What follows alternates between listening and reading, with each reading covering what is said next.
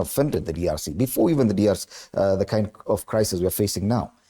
Immediately he took over. The very first tweet that came from his team was in recognizing Sahrawi as a republic. Of course, that put off Morocco in one way or another.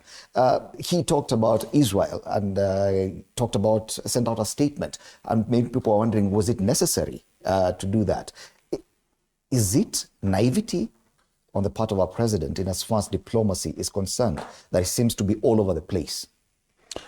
For me, I will not say it's naivety. I think it's the belief that you know everything. And I agree with what Ruto is saying.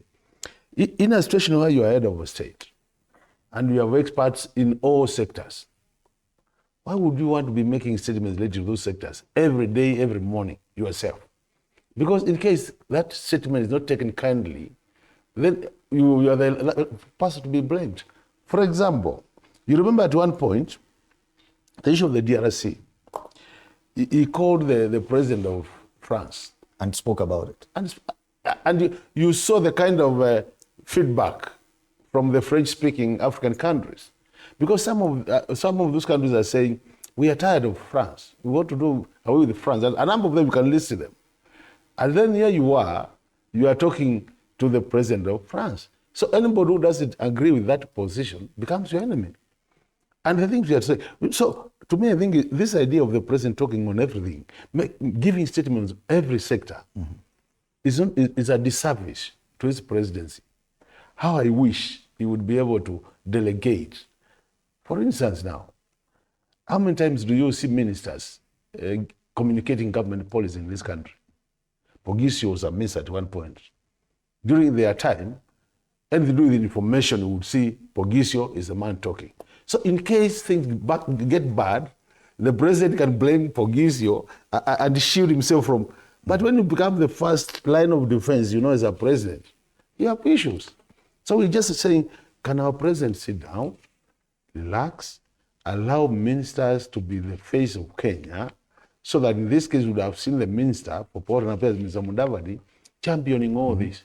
So that in case of only coming, now we would be blaming Mudavadi, not the chief campaigner. But the chief campaigner was the president himself.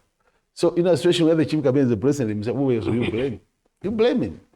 I can tell you for sure, maybe CS Mudavadi and the PS Foreign Affairs, a number of ambassadors didn't do their work well. But they were nowhere to be seen. So the only person who would see is the president. Too much visibility. And that's where the punching is going, you see. Everybody is saying he's a man to blame.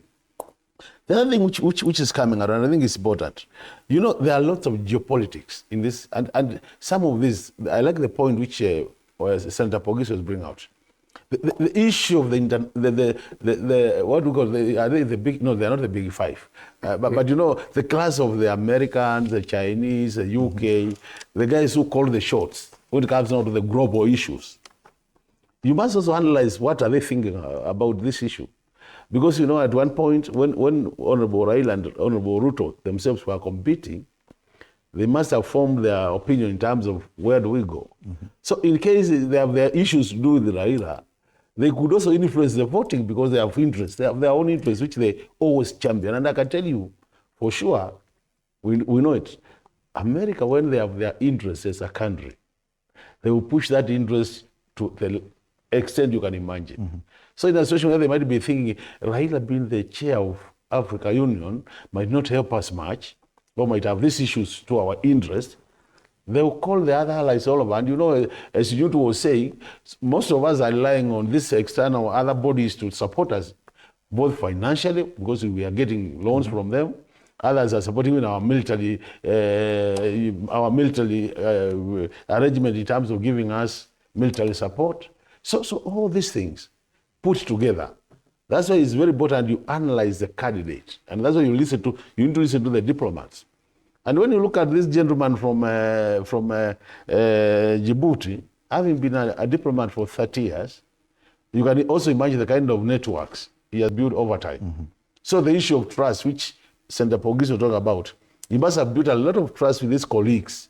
And some of these presidents were also, to some extent, they might have interacted. When you're a foreign minister, you interact with a lot of these heads of states as you do your work. So to me, these are the issues. We are just saying, Our president, the way he conducted all of this, might be actually be the problem.